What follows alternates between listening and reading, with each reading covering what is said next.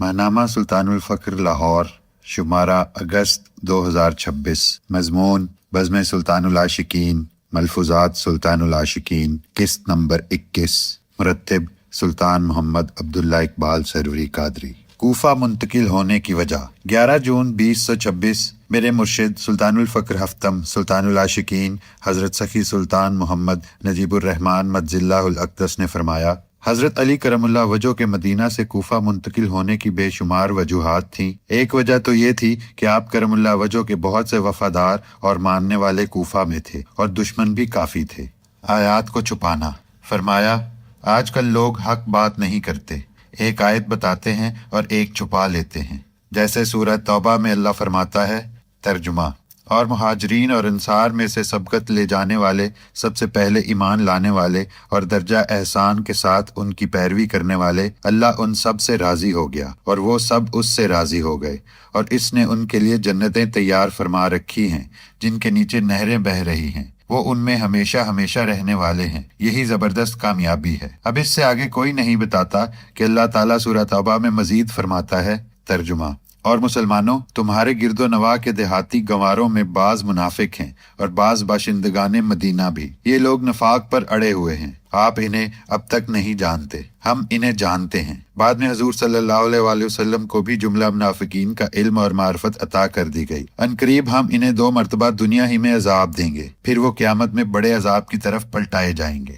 مزید فرمایا، اللہ نے حضور صلی اللہ علیہ وآلہ وسلم کو اس لیے نہیں بتایا کہ حضور صلی اللہ علیہ وآلہ وسلم رنجیدہ نہ ہوں۔ حضرت علی کرم اللہ وجہ کی فضیلت: حضرت علی کرم اللہ وجہ کی فضیلت کو تو کوئی نہیں پہنچ سکتا۔ جب اللہ کسی کو فضیلت دے دے تو پھر بغض نہیں رکھنا چاہیے۔ صحابہ کرام رضی اللہ عنہم میں بھی درجات ہیں۔ شروع میں اسلام قبول کرنے والے اور فتح مکہ پر اسلام قبول کرنے والے برابر تو نہیں ہو سکتے۔ خاموشی: فرمایا، آج کل لوگ ایسے ہیں کہ کوئی حق بات بھی کرے تو ذلیل ہوتا ہے اور باطل بات بھی کرے تو ذلت اٹھاتا ہے، اس لیے خاموشی بہتر ہے۔ اسی وجہ سے پیر بہادر علی شاہ رحمۃ اللہ علیہ کے دور میں یہ فیصلہ ہو گیا تھا کہ پیر مشائخ سروری قادری خاموش رہیں گے، ورنہ آج کل تو گھر بیٹھے بدنام کر دیا جاتا ہے۔ لوگ ایسے فتنے میں مبتلا ہیں کہ صحابہ کرام رضی اللہ عنہم کو بھی برا کہتے ہیں، اہل بیت رضی اللہ عنہم کو بھی برا کہتے ہیں، فقراء کو بھی برا کہتے ہیں، اور جو اولیاء دنیا سے چلے گئے ہیں ان کو بھی برا کہتے ہیں۔ کربلا: فرمایا، کربلا کو زندہ رکھنے میں خواتین کا بہت کردار ہے۔ حضرت زینب رضی اللہ عنہا کی بدولت ہی دنیا نے شہادت امام حسین اور کربلا میں ڈھائے جانے والے ظلم و ستم کو جانا۔ ہماری والدہ بھی ہمیں کربلا کا واقعہ سنایا کرتی تھی۔ عاجزی: فرمایا، عاجزی راہ فقر میں طالب کا ہتھیار ہے۔ حضرت ابو بکر صدیق رضی اللہ عنہ فرماتے ہیں کہ اللہ پاک ہے، جس تک عاجزی کے علاوہ کوئی راستہ نہیں جاتا۔ حضور صلی اللہ علیہ وآلہ وسلم جب معراج پر گئے تو اللہ نے پوچھا، میرے لیے کیا لائے ہو؟ آپ صلی اللہ علیہ وآلہ وسلم نے فرمایا، عاجزی۔ ایک مرتبہ حضرت داؤد طائی رحمۃ اللہ علیہ نے حضرت امام جعفر صادق رضی اللہ عنہ سے عرض کیا کہ آپ تلقین فرمائیں، لیکن آپ رضی اللہ عنہ خاموش رہے۔ حضرت داؤد طائی رحمۃ اللہ علیہ نے دوبارہ درخواست کی کہ اہل بیت رضی اللہ عنہم ہونے کے اعتبار سے اللہ نے آپ کو جو فضیلت بخشی ہے، اس وسیلہ سے تلقین کرنا آپ پر ضروری ہے۔ حضرت امام جعفر صادق رضی اللہ عنہ نے فرمایا، مجھے تو اپنا خوف ہے کہ روز قیامت رسول اللہ صلی اللہ علیہ وآلہ وسلم ہاتھ پکڑ کر یہ سوال نہ کر دیں کہ تو نے خود میری اتباع کیوں نہیں کی۔ یہ سن کر حضرت داؤد طائی رحمۃ اللہ علیہ سخت پریشان ہوئے کہ ان کا یہ عالم ہے تو پھر مجھے تو اور زیادہ عاجز ہونا چاہیے۔ یہ حال تھا ان ہستیوں کا، تو ہمارا کیا حال ہونا چاہیے۔ مولانا جامی رحمۃ اللہ علیہ کا ایک مرید تھا، اس کے ماتھے پر نور چمکتا تھا۔ وہ ایک دفعہ حج پر چلا گیا، جب واپس آیا تو وہ نور اس سے جاتا رہا۔ مولانا جامی رحمۃ اللہ علیہ سے سبب پوچھا تو فرمایا، پہلے تیرے دل میں عاجزی بہت تھی، اب تیرے اندر غرور آ گیا، تو نے حج مکمل کرتے ہی دھوکہ کھایا اور سمجھا کہ اب میں کچھ اور ہو گیا ہوں، اس لیے تو اس بلند مرتبے سے گر گیا۔ وہ نور تیرے سے چلا گیا ہے، اس لیے اب وہ نظر نہیں آتا۔ سلسلہ سروری قادری کا فیض: فرمایا، سیدنا شیخ عبد القادر جیلانی رضی اللہ عنہ جنیدیہ سلسلہ سے تھے۔ جنیدیہ سلسلہ کا نام قادری سلسلہ ہو گیا، پھر قادری سلسلہ سے تمام سلاسل نے فیض حاصل کیا۔ 4 بنیادی سلاسل ہیں۔ جہاں تک نقشبندیہ سلسلے کی بات ہے تو حضرت بہاؤالدین نقشبند 16 سال ریاضت کرتے رہے اور اس میں اللہ ذات دل پر نقش کرتے رہے، لیکن نہیں ہوا۔ آخر کار حضرت خضر علیہ السلام سے ملاقات ہوئی اور اپنی درخواست عرض کی۔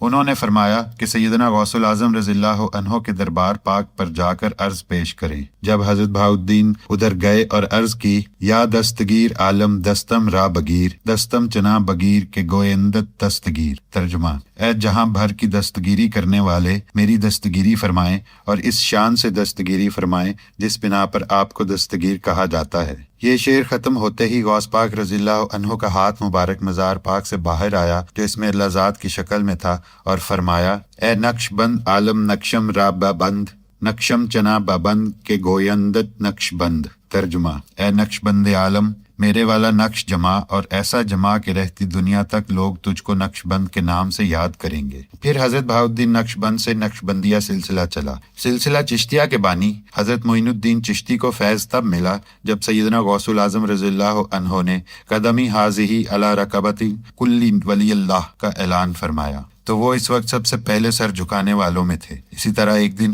حضرت خواجہ شہاب الدین سہروردی رحمۃ اللہ علیہ کو ان کے چچا حضرت پیران پیر رضی اللہ عنہ کی بارگاہ میں لے کر حاضر ہوئے اور کہنے لگے کہ ان پر مہربانی فرمائیں۔ حضرت غوث العظم رضی اللہ عنہ نے حضرت شہاب الدین سہروردی کے سینے پر اپنا ہاتھ پھیرا تو تمام علم ظاہر مٹ گیا، اور پھر آپ کے گریبان میں پھونک ماری تو تمام کا تمام علم بشمول علم باطن کھل گیا۔ بچہ اللہ کی فطرت پر۔ 21 جون 2024 فرمایا، جب بچہ پیدا ہوتا ہے تو وہ فطرت سلیمہ پر ہوتا ہے، یعنی اللہ کی فطرت پر ہوتا ہے۔ پھر ماں باپ اور حالات اسے ویسا بنا دیتے ہیں جیسا وہ ہوتا ہے۔ مرشد کا کام یہ ہوتا ہے کہ وہ دوبارہ مرید کو فطرت سلیمہ پر لے کر آتا ہے۔ علم و ادب۔ فرمایا، عشق مجازی ہو یا حقیقی، ادب کے بغیر کچھ نہیں ملتا۔ عشق سکھاتا ہی ادب اور خوف ہے۔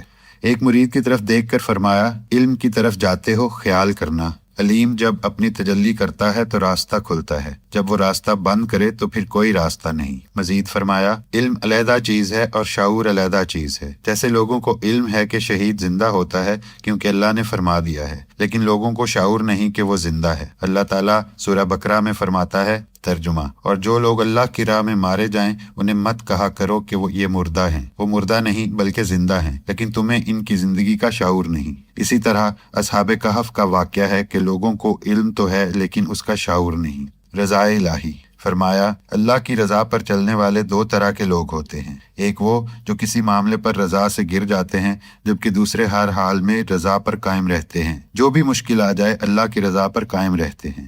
ابن کثیر اور ابن خلدون۔ بات ابن کثیر اور ابن خلدون پر چل نکلی تو آپ مجزی اللہ الاقدس نے فرمایا، ابن کثیر نیوٹرل ہو کر دماغ سے سوچتا تھا نہ کہ جذباتی ہو کر، لیکن جو چیز مستند مل جائے اسے ضرور لکھتا تھا۔ ابن خلدون ابن کثیر سے سخت تھا لیکن اچھا ہسٹورین یعنی تاریخ دان تھا۔ اس نے پہلی بار ہسٹری پر ریسرچ کی اور اس سے نتیجہ بھی نکالا، ورنہ اس سے پہلے بنو امیہ اور بنو عباس اپنی ہسٹری خود لکھواتے، مغل بھی ایسے کرتے تھے۔ قسطنطنیہ کی فتح۔ فرمایا، قسطنطنیہ آرتھوڈاکس عیسائیوں کا مرکز تھا جس کو فتح کرنا ناممکن تھا کیونکہ اس کے ارد گرد پانی بہت تھا۔ ایک حدیث پاک ہے کہ آقا پاک صلی اللہ علیہ وآلہ وسلم نے فرمایا کہ قسطنطنیہ کو میرا ہم نام فتح کرے گا، پھر اسے خلافت عثمانیہ کے بادشاہ محمد نے فتح کیا تھا۔ مضمون ابھی جاری ہے۔